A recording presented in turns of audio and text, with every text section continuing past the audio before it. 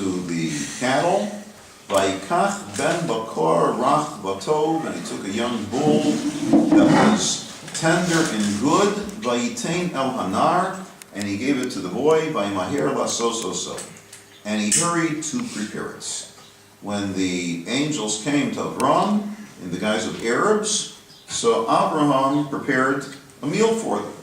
And he took ben bakor rach vatov, which I translated as a young bull, tender and good. But let's see what Rashi says. Ben bakor rach vatov. You have three terms there. Gimel parim hayu. They were three bulls. Ukedei lahachilon gimel l'shanos b'chardal. It was in order to feed them 3 tongues in mustard. Okay, the pasuk says he took ben bakor rach vatov, which without this Rashi, you would have translated a bull that was tender and good. But Rashi says no. Ben bakor is one animal, rach, a tender one, vatov, and a good one. Rashi's telling us Pshat. Where in Pshat does this mean 3 animals? So the Gemara already deals with that in Bava Metzia. The Gemara says, had it meant one young bull, which was good and tender, it would have said ben bakor rach tov, a good, tender young bull. But it says a bull that was tender and good, vatov. So that extra and implies that the tov is a separate animal. And once the tov is a separate animal, we interpret the rach, the tender one, also as being a separate animal. Okay, that's Rashi's comment on the pasuk based on the Gemara. The question is, why did he have to feed them 3 whole tongues? He had 3 guests there, right? Have you ever seen a cow's tongue? It's big, right? There's a lot more meat there than 3 people can eat. Even if they want to show that they're good guests and, oh, wow, that's delicious, can I have a second helping? 1 tongue. Okay. 1 cow's tongue is more than enough for 3 people. So why did Avraham Avinu serve them 3 tongues? It's weird. You know, it's like if you'd come to somebody's house and they put a whole tongue on your plate. It's not just being a nice host. It's overdoing it. It's weird. Right? Why do you do that? All right. So let's ask another question. There's a unusual emphasis here in this Rashi on what was on the menu. It was tongue with mustard. Why do I have to? I can really get into tongue with mustard, right? It's very delicious. It must have been a great delicacy, right? But why is it important to, a delicacy, I have to, tongue. And of all delicacies, there are lots of foods that are delicacies. Why tongue with mustard? So, back a long time ago, when I was a teenager, I was in a room with a lot of old Sforim in it. And I pulled a sefer down and I just opened it up. And I don't remember what sefer it is. I've been trying, keeping it in mind when I see an old Drush sefer on Chumash. I see, is the vort there? I don't know what sefer it was, but I saw a vort there. He asked this question: What's tongue in mustard sauce? What's the significance? Nothing's just by coincidence. It just happened to be. There's nothing trivial in what Chazal tell us. So he said like this. He said Avram was the ultimate host. Not only was he concerned with the material comfort and well-being of his guests, but he was also concerned, I'd say primarily concerned, with their spiritual well-being. So a meal in Avram's house, it wasn't just a meal, it was a shir. And by feeding his guests Lashon B'chardal, he was teaching them an important lesson. The word chardal is related to the word charada, trembling. By giving them Lashon B'chardal, Avraham Avinu was teaching them a very important lesson in life. When you use your tongue, it's serious business. You got to do it with trembling. People tend to talk almost as a reflex. You just say what's on your mind. Avraham Avinu was teaching them, no. Using your tongue is serious business. You can gain tremendous things if you talk properly. But you can literally ruin your life if you talk improperly. Your lashon must be used b'charata.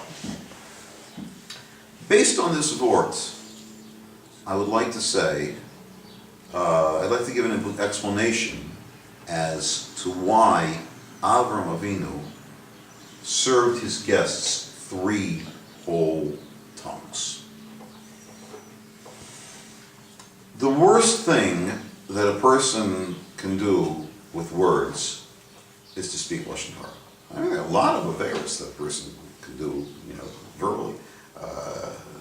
Not telling the truth, hurting people's feelings, whatever they say. But the worst thing is Lashon Hara. Speaking badly about somebody else. That's a terrible error. All right? I maintain that there are 3 motives for speaking Lashon Hara. Any Lashon Hara a person encounters in his lifetime will fall into one of 3 categories. The most obvious one is when somebody wants to hurt somebody else. When somebody hates somebody, he wants to defame him. You say bad things about people to ruin their reputation. Okay? That's the most obvious reason why a person would say Lashon Hara. That is Ben Bakar, the young bull. That is Behemishkeit. You're behaving like a behemoth there, right? And even more. In Parshas Mishpatim, you have all the halachos of the goring ox, Shor Nagach, the goring ox.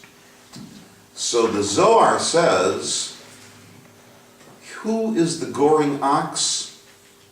Esav. Esav is the goring ox. The ox, as an animal, it's not innately bad. There are very positive things about the ox. Yosef HaTzadik is, Bechor Shoro, he's the ox. And the positive traits of the ox is a beast of burden. The ox is a hard worker. The ox is strong. Yodah Shor Konehu, the ox is loyal. The ox knows who owns him, right? But there's the negative side of the ox. There's the goring ox. The ox, it's strong, and it can be full of rage and use its strength destructively to kill people. That's Esav, the goring ox. So the person who is using his tongue to hurt people because he hates them, that's the real behemoth. That's the Shor Nagach. Ben Bakar, tongue number 1. There is another motive for speaking Lashon Hara, and while I don't think it's the most obvious, I would suggest that it's the most common. Most of the time when people speak Lashon Hara, is it because they hate the person? No. I think most of the Lashon Hara we hear is in casual conversation, and people want to say a good story, something real interesting happened, and it just so happens somebody behaved like a jerk, but it's a good story, right? And do you hate the person you're telling the story about? It might be your best friend. You don't hate him. But, you want to be popular. You want to be interesting. It's a good story. People like to hear it, You make a little joke at somebody's expense. You hate the guy, nice. Well, he's part of the chevra, but you put him down a little bit, so people laugh. You're a popular guy, right? Is that hatred? No. You know what it is? It's weakness. You know it's wrong. You know you can't defame people, even if it's quote unquote not so serious, just for the sake of being entertaining, being thought of as witty. But what do you do it for? You know what's wrong. What do you do it for anyhow? Because you want people to like you. You want people to think you're an interesting guy. It's weakness. It's weakness. You are too dependent on other people. It is certainly far better that people should think you're a bore, and you shouldn't speak Lashon Hara. But I can't take it. People should think I'm boring. I'm choshev. Too bad. Too bad. You're too dependent on other people. You're weak. You're rach. You're tender. You're soft. You're not strong enough. You lack strength of character. You lead your life too much in order to find approval from others. Another example. You're being blamed for something. Somebody suffered a loss, some injury, whatever, and they're blaming it on you. And you know it's not you. And you know who did it. Right? Are you allowed to say, hey, don't blame me, the other guy did it? It depends. If there is a constructive purpose in that, you're allowed to. If the other guy, if he gets away with it this time, he's going to do it again, you're allowed to. Right? If people are claiming money from you, you don't have to pay somebody else's debts. Okay? But if, let's say, it's not a case where they're claiming money, and you know the guy, after he did it, he realized, oh, how could I do that? He's not going to do it again. It was an aberration, right? And blaming him, the only thing you'll gain by it, it's not going to happen again, it's a fluke, but you don't like it that people are blaming you. It's saying you don't deserve it, right? You're allowed to say, I didn't do it, somebody else did it. But you're not allowed to say, I didn't do it, he did it. Then you're saying he did it just so people shouldn't blame you, just so people should think better of you. That's the only constructive purpose. Not good enough. If you're saying Lashon Hara just for the sake of defending your own reputation and nothing else, you're not allowed to.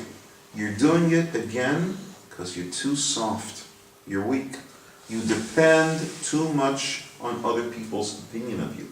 Sometimes, as much as it hurts, you have to take the blame, at least be suspected, even when you don't deserve it.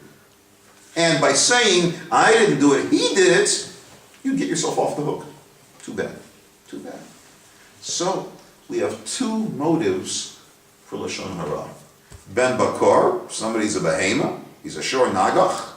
And Rach, he's soft, too weak. There's a third motive. And this is the rarest type of Lashon Hara, but it's Lashon Hara nonetheless. The Gemara says, La'olam lo yisaper adam b'tovaso shel chavero, shemitoch tovaso ataba liyadei genuso. You should never speak too much about somebody's good qualities, because as a result of speaking about the good, you're going to come to defame. Right? That means, let's say there's somebody that you admire tremendously, right? And you start praising this person to the skies. There's a risky situation there. People there, even if they don't have bad intentions, they might start saying, oh, come on, he can't be that good. Or, yeah, that's true in general, but I remember one time when he, right? Or he might have enemies in the crowd. You're telling people who don't like this guy's a great guy. You're just provoking them to say Lashon Hara, right? In situations like that, you have the best of intentions. You mean no harm. And you're not doing it to spare yourself, to save yourself. You want to promote that which is good. Here's a good person who deserves recognition. You still have to be careful.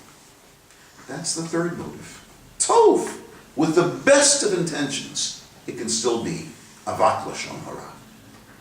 So, Avram Avinu, when he wanted to give his guests a lesson in Lashon B'chardal, when you use your tongue, you do it with trembling, he gave them 3 different tongues.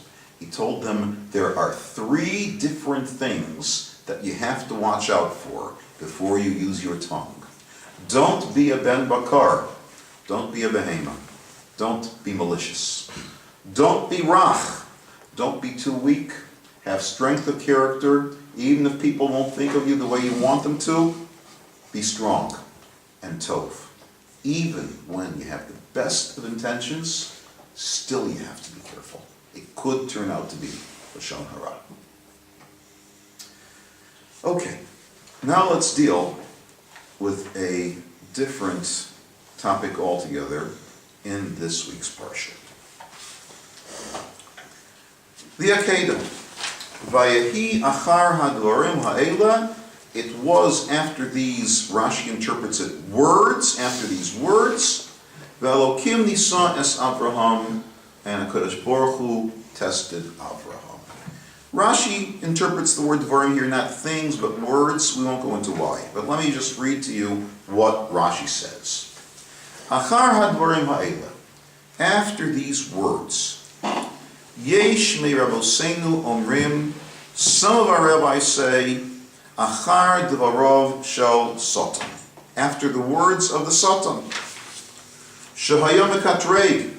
He was accusing Va'omer, and he was saying to HaKadosh Baruch Hu, Mikol se'udah she'asa Avraham, from this entire banquet that Avraham made when Yitzchak was weaned, Lo hikriv l'fanecha par echad o ayel echad. He didn't even offer you a single bull, a single ram, no korbanos. Amar lo, so Hashem told the Satan, Klum asa ela b'shvil b'no. Did he make this party at all only on account of his son? Wasn't that the whole reason for the party? Ilu hayisi omerlo zabeach oso lefanai. Were I to tell Avraham Avinu, slaughter that son of yours before me, lo hayam ma'akev, he wouldn't object. Okay? And that led to the Akedah. V'yesh omrim, but there are those who say, achar devarov shel Yishmael. It was the words of Yishmael that led to the Akedah. Shehaya mispa'er al Yitzchak, that he was boasting to Yitzchak, Shemol ben Yud Gimel Shana, v'lo Micha, that he underwent bris milah when he was 13 years old, and he didn't object. You know, he was already a big boy, right? He could have said, I don't want to do this, but he submitted willingly. And then Yitzchak had a choice in the matter. He was 8 days old, right? He was boasting. Amar lo Yitzchak, Yitzchak told him, you're trying to intimidate me with one organ, what you did with one organ? Ilu amar li HaKadosh Baruch Hu, zabeach atzmecho lefanai, were HaKadosh Baruch Hu to tell me, have yourself slaughtered before me, lo hayisi ma'akev. I wouldn't restrain myself. I'd do that. Okay? 2 stories as to what brought about the Akedah. 2 dialogues. So, I have a question on this. The second Parshat, I understand. Yishmael says, look, I was a big boy. I submitted to bris milah willingly. You didn't do that. You had no choice. Yitzchak says, you think you're something for submitting to bris milah? The Kadosh Baruch Hu would say, die for me. I'd submit to that. Oh, that's a bold claim. That's a bold claim. Yitzchak has to be tested, right? We have to see. Put up, you say that? Let's see. Let's see if you're being honest, right? But look at the first dialogue. Satan says, HaKadosh Baruch Hu, Avraham Avinu made this big feast, and not a single korban. So, HaKadosh Baruch Hu says that if he didn't,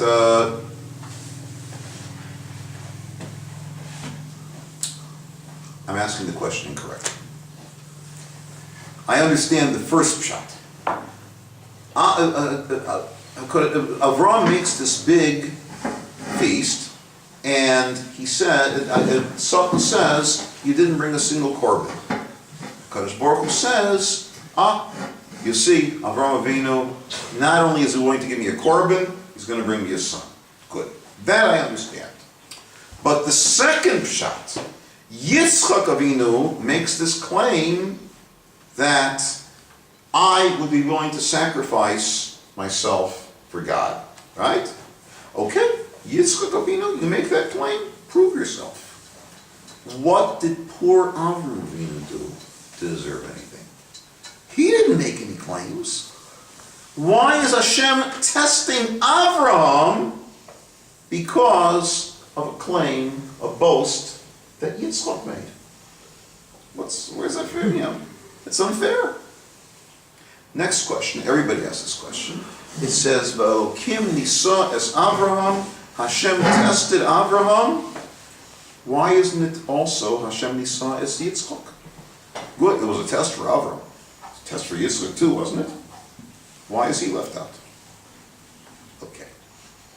Now, to answer this question, we'll start with a Malbim in Sefer Tehillim. Tehillim, Perek Chavvav, Pasuk Chav Beis.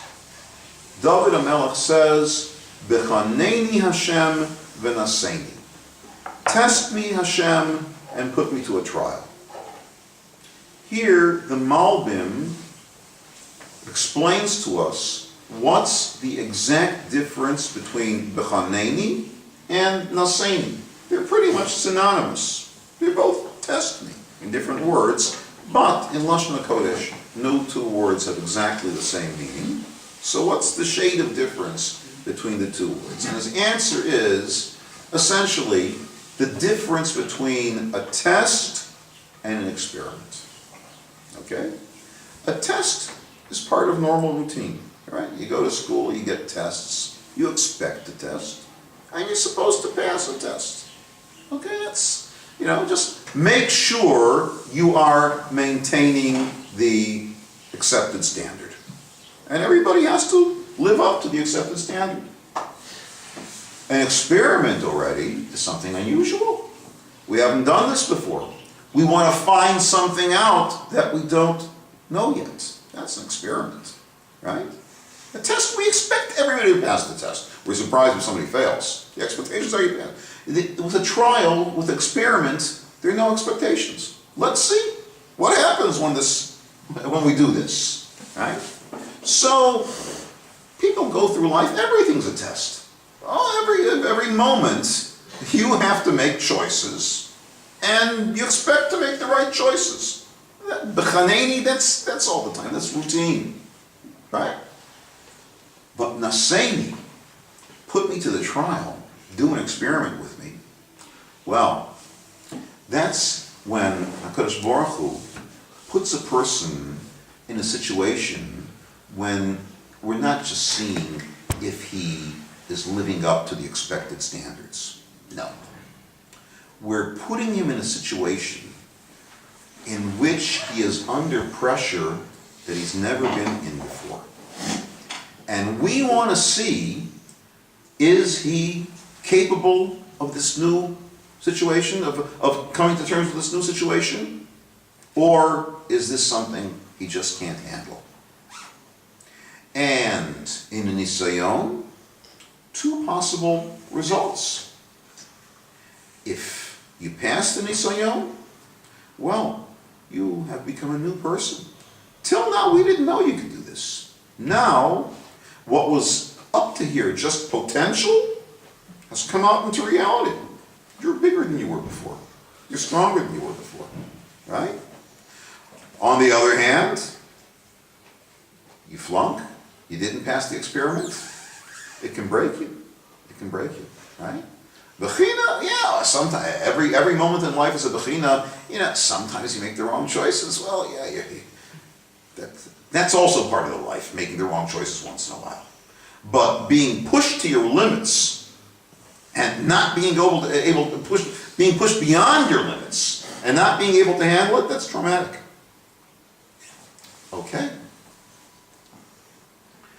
Avram Avinu was put to 10 nisyonos, 10 experiments, right? He was being pushed.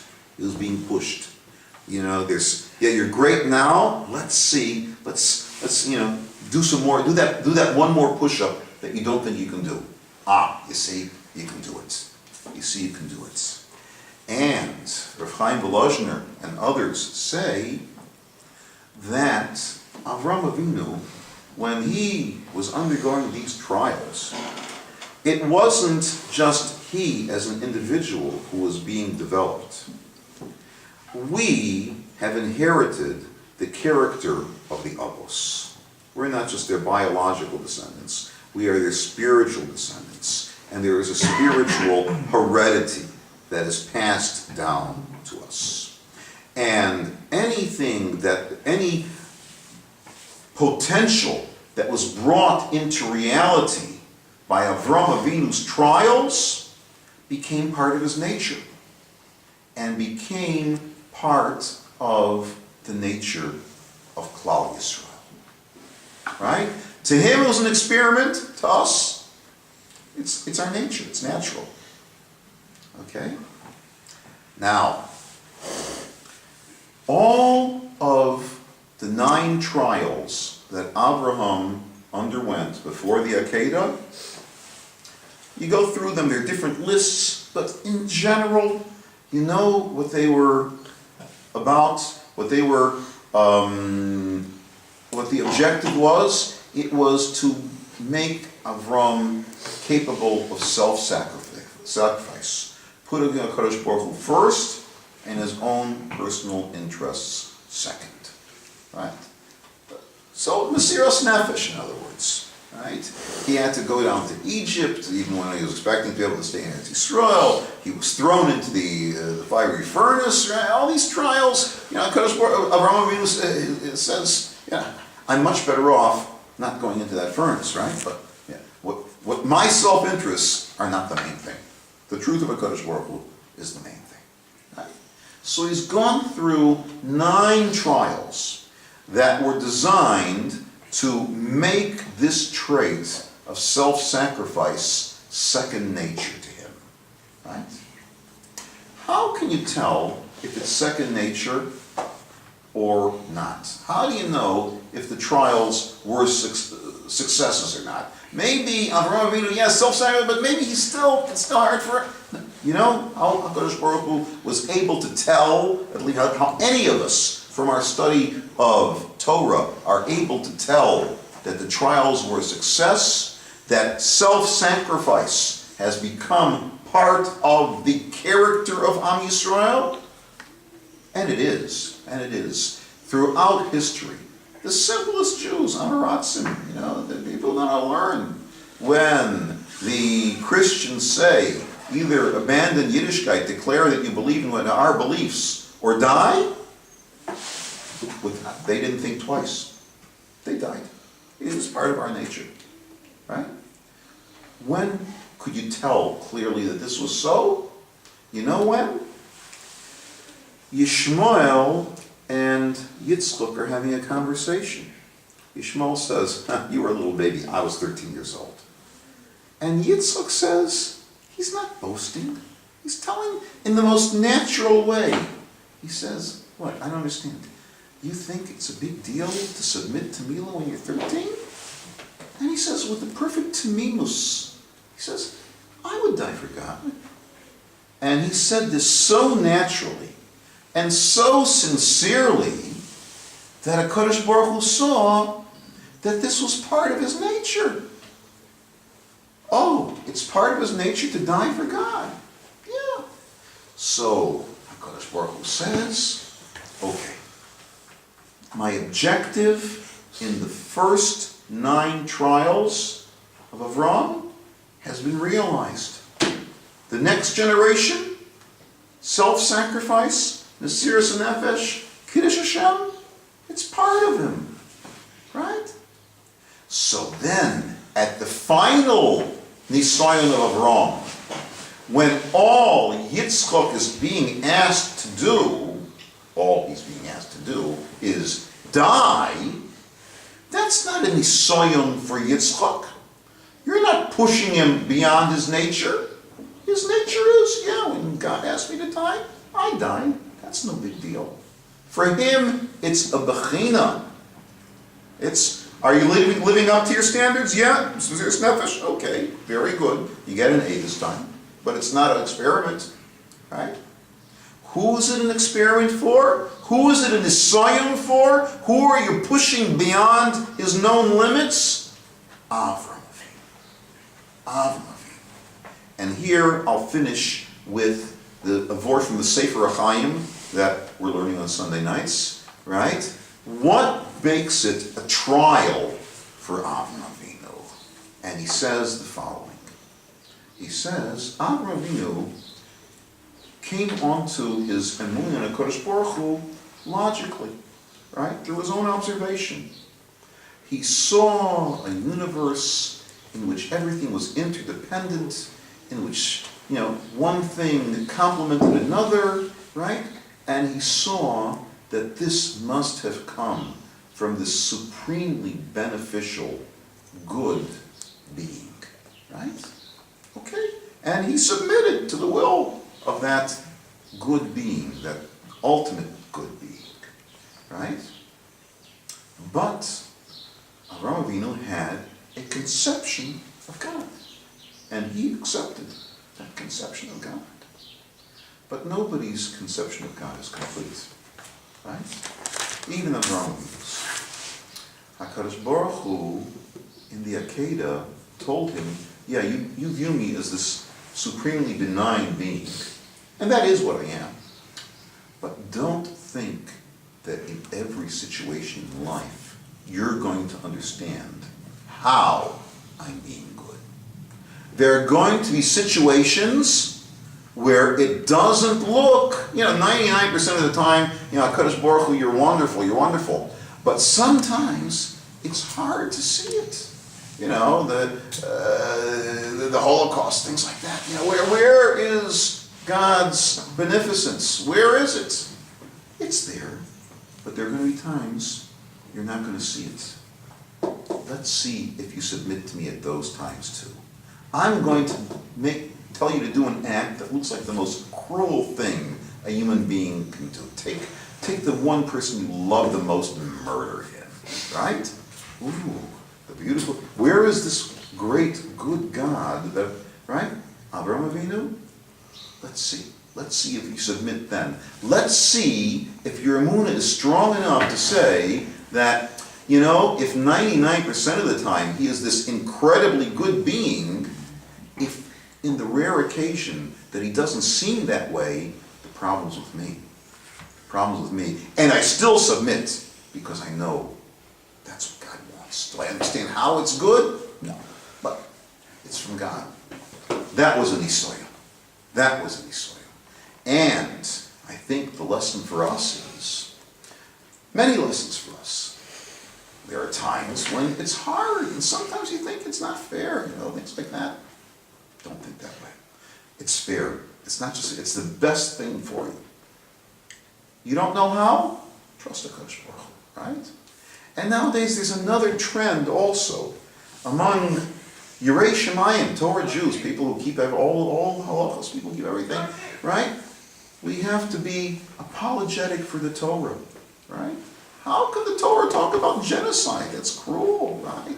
How can the Torah be unfair to women? How can the Torah condone slavery? All these things, right? And some people have the approach that we have to say, it's not really what you think, right? We have to apologize. No. When you learn Torah, there will be things that seem to go against the grain, against your grain.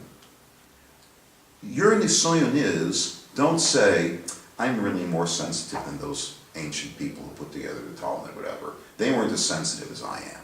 No. They were more sensitive than you are. That is real sensitivity. That is really beneficial for everybody involved. You don't understand? Be a little bit humble about it.